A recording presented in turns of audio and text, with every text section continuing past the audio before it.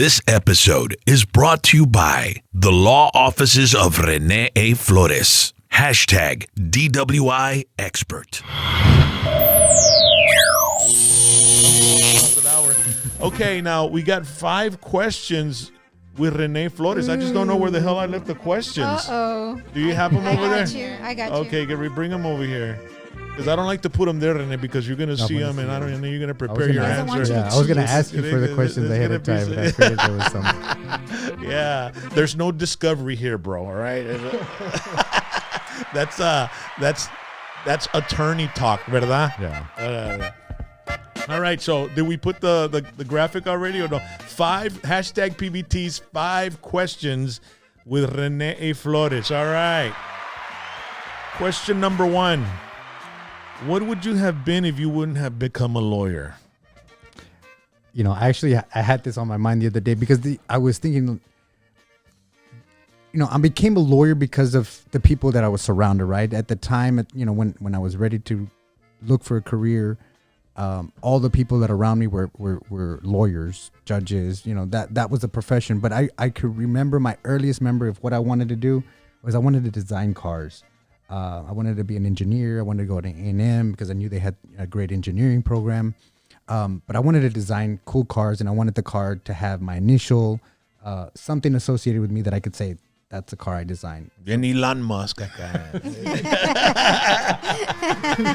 A rato sale con el chavalo X, Y, Z. Pi. Isn't that a geometry thing or something? I think so. It sounds like it. I used to hate that class. I'd get hungry for MX pie. plus B. Yeah, I'd get hungry for pie every time we talked about that problem. Yeah. So, yeah. So I think I'd be an engineer. Coach. I liked coaching. I like the idea of teaching others and helping others. So I definitely had coaching on my thing. Baseball, football, what? Football. Football? Yeah, football. I like football. Both my sisters are teachers, and they really tell that I'm really impacted by the stories that they bring home about their children and how they've Educators, man. Yeah. Enrich their lives. And it's tough, dude. I mean, sometimes I see some of my older teachers and I beg them for forgiveness because, man, I was bad. But, my wife, she's an educator, and she says I have ADHD. And, well, back then they didn't have any meds for me, dude, to calm me down. You know what I'm saying? So, yeah. I received the Board of Education many times. The first time I ever got spanked in school, you'll never guess what grade it was. 3rd. Nope. First. You knew? No, I just guessed. Oh, dear. First grade. Mrs. Guajardo. Shout out to Mrs. Guajardo. Oh, my goodness. She spanked me with one of those little paddles that have the little rubber ball and the ball with the string. Oh, What do they call it? The paddle ball, right? Oh, Is that the what? paddle ball, Yeah, without the ball. That's what she paddled me with. First grade? In first grade, de volá caí yo, carnal. Sústame. And I remember in 3rd grade, I got 10 licks, dude. 10? Yeah. And your mom was okay with that? Or back then? She knew about it. But well, they didn't have to approve it. well, there was this right? girl named Nancy Hill in my class. I forgot how you remember every single Well, name. I mean, I would think you would remember 10 licks, yeah, right? that's true. Yeah, you're right. So we did our definitions, right? And then so she asked me for my definitions, and there were 10 definitions before lunch. So I lent them to her so she could do them, so she could copy me. Oh, you're so sweet. And then when we came back, she was like, "Where are my definitions?" You go, "I don't know. I don't have them." So I didn't have my definitions to turn in, so they gave me 10 licks. Mrs. Elizondo, I remember that, Miss Elizondo. She gave me 10 licks in front of the class, man. In front of the class. And then I was like, it brought made my eye watery, right? I know. And I was walking back to my class, to my desk all pissed off. And my friend Bobby Aguilar was like, hey. How mean. I know. Pinche Bobby. Salud pa Bobby Aguilar. That's terrible. I had some rascals in my class, man. Bobby Aguilar, Ronnie Adame, who's a Sharyland coach, and Bernie Cosme. I mean, we were a bunch of rascals, man. High school's different during those times. You could smoke in school. No? Oh yeah. I was in Harlingen High School. I went there for a little bit because I went to like 3 different high schools, and in Harlingen they had no dress code, long hair, shorts, chanclas. and then they had a smoking area for the students, and everybody'd hang out there in between during lunch or in between, playing hacky sack, smoking cigarettes, giving each other illegal stuff too. You know what I mean? But it was crazy, man. Back in the day, and there was no closed campus. You can walk to the Sonic or wherever and eat or go home. Yeah. And just show up for attendance. We just need that attendance. Yeah. Yeah. School was so much cooler back then, I think. Now it's very confined. Yeah. Yeah. I mean, because so many laws. Yeah. And then all the so school many laws. shootings and stuff like that. I mean, those things that was just that changed the entire dynamic of schools, And security and safety and all of that. Yeah. So, all right. So a teacher, or a coach, or engineer, an Elon Musk. All right. Question number 2. What music do you put on when you want to get pumped, dude?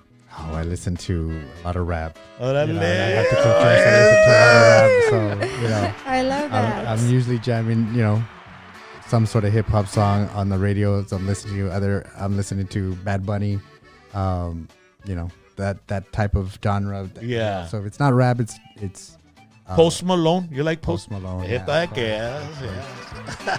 El rock star. Yeah. He's got a song that they're like playing over and over again on the radio. I forgot what's Rise or something, or Rising. I don't know. Circles, I think. Circles is the one. Circles, is that it? Yeah, Is that Circles it? is the hit right now. All right. What were your favorite television shows when you were growing up? Like, what's growing up? Like, give me an age. Well, teenager, I guess, or when did you watch TV the most when you were growing up? Between 10, right? 10 and 12, 10 and 16, 13, maybe. right? I watched a lot of movies, so I would watch. Well, like TV show, but like TV show, like Saved by the Bell, or Family Matters. Family Urkel. Yeah, that's Family Matters. Yeah, that's Family Matters. Órale. What would I listen What to? year were you going? What year did you graduate? I graduated in 1995. Oh, 95. Entonces, pues era Saved by the Bell, no Power Rangers. Those Power Rangers. Oh, He-Man, the Mighty Morphin. Mighty Morphin. I remember Saturdays, like as if you're talking about shows that I would remember watching, things like that. Those would be like cartoons when I'd wake up and on Saturdays. And I know like which one you like, bro. All right. Topanga. I like Boy Meets World. I really like that. I like that show. Yeah. Boy, because I wouldn't say that I grew up watching it, but it was a show that I enjoyed watching. Well, if you graduated in 95, then the shows that really had an impact for you probably from 85 to 90, right? Right. So what was going on around that? But I had an older sister, right? So I was always trying to do what her friends were doing, right? When they were in rap, break dancing. I was that annoying brother in the back trying to break dance, and so I remember my sister would write down words to songs, right? Because the lyrics, she would want to, and so I got into writing down lyrics and stuff like that. So I remember listening to a lot of music. First CD I ever bought was Vanilla Ice. I remember Ice Ice Baby. Yeah, Ice Ice Baby. I remember that. But I remember I spent a lot of time writing out lyrics to songs because I wanted to sing them. I wanted to know them. MC Hammer. Hey, OPP. OPP. You down with OPP? Hey, you know me. Did you ever get into the NWA? Not really. No. None of that. How about Nothing But a G Thing? Listen to that. Yeah. The Death Row Records, right? Death Row Records. That was badass. So yeah, I think I get more music. I was into a lot of sports, when I was young. So we were outside a lot. Those were the times where mom would say, go outside and don't come back in until until dinner's ready. Yeah, we would be out all. So day then long. no specific TV show, just one maybe. Was it David Letterman or? That's why I'm an old dude, man. I'm 55, 54. I couldn't. Just one show, HBO. When was Sopranos? Was that in the 90s? No, right? No. Anybody talking about any shows? Friends? Donnie and Marie. Friends. I'm a little bit country. Friends. I was gonna say that. I like Friends. Orale, yeah. I got into watching Friends. I bought their box sets and stuff like that. Orale, So okay, I well, got into Friends. watching Friends. That was one of the more popular. And then Seinfeld. When was that? Yeah, Seinfeld. Was also. Yeah, it was around that time. I think they stopped about the 90s. Okay. All right. Number 4. What movie can you watch over and over again and not get tired? 300. 300? Orale. Ooh, that one's a good one. 300. All right. What subject should be taught in school but isn't? What school? High school? Yeah. Financing. Like, I think we have that, but some sort of financing type of like how the world works. And I know I did home ec. I think they taught us how to balance books and things, checkbooks and stuff like that. But educating about how Retirement. yes, Teaching people about retiring, saving, stock markets, how that works, and how you could take a little here and it'll make it work. Like that, if knowing that, I think at a younger age, it's something that I want to teach my kids. And look, this money that you put in here, it can grow, and you will be amazed at what you do if you just allow it to. IRAs, or what do they call? Like investments, investing. Yeah, investing. Yeah, like 403Bs, 401Ks, how all that works.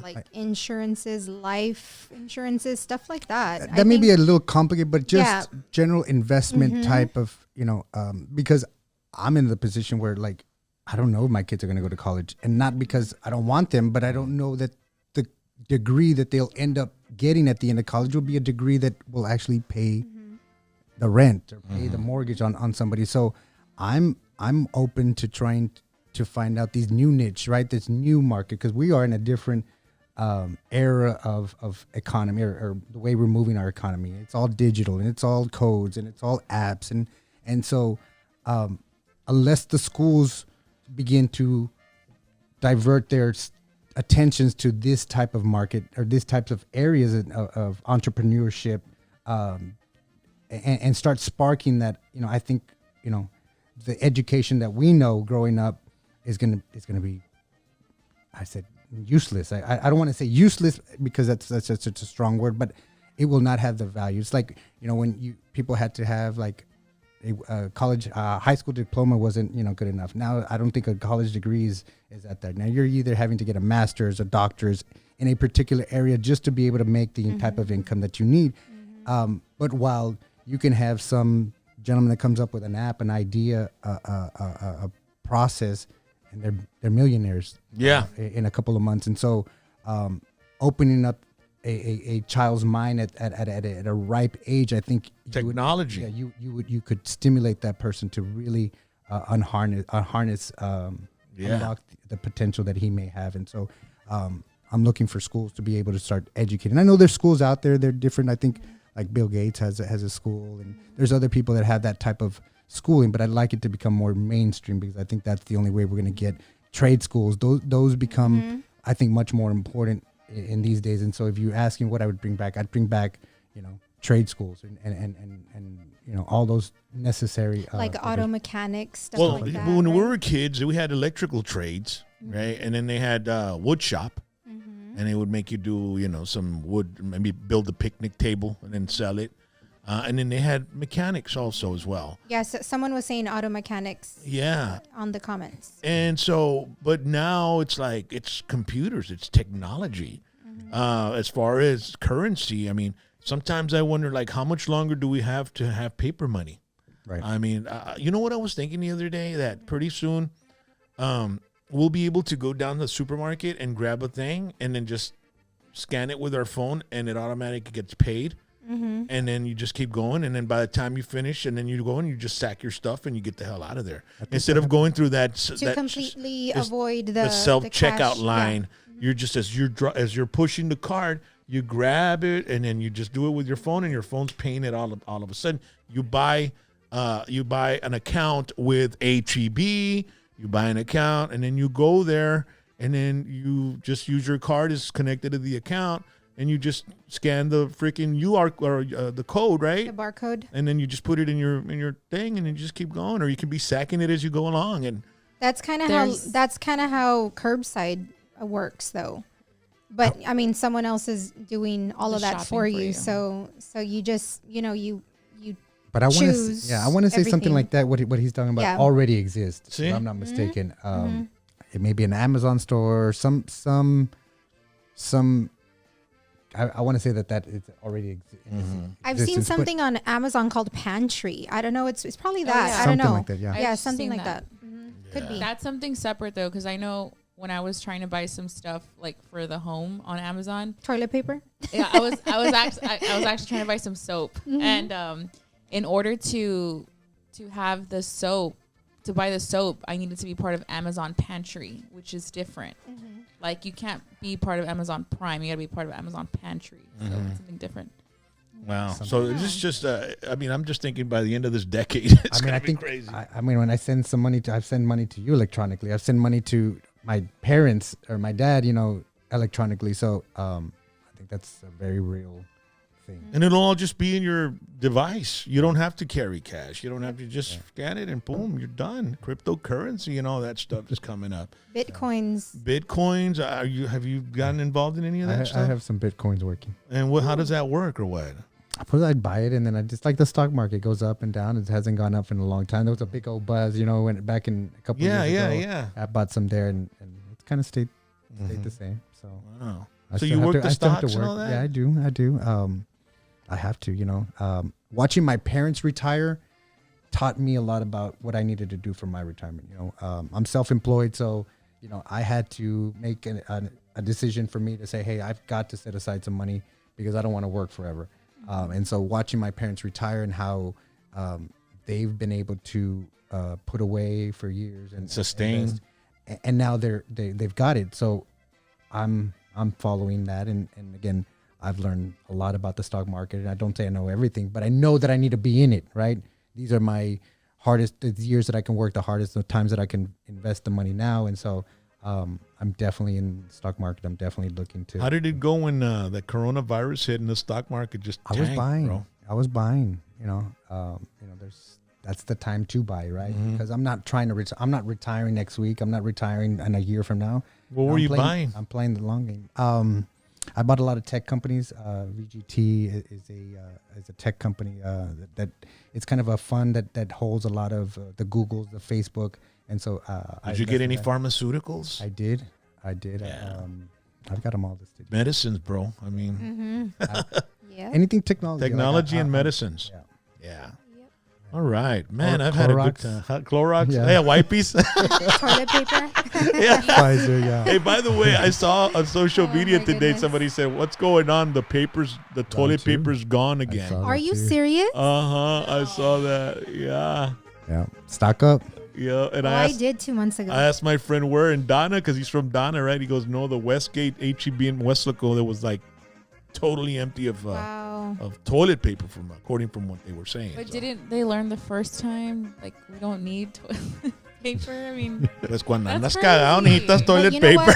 that's Con un crazy. wipey, Yeah, vámonos. when we were kind of blowing it off and we are saying, no, it's okay, we don't need it. Well, when we needed it, we went and we said there's none. Yeah. So we learned, and so we stocked up a little bit. And we're not buying because we're scared. We're buying because they're buying it all up. I know, that's exactly why. Episode was brought to you by the law offices of Rene A. Flores. #DWI expert.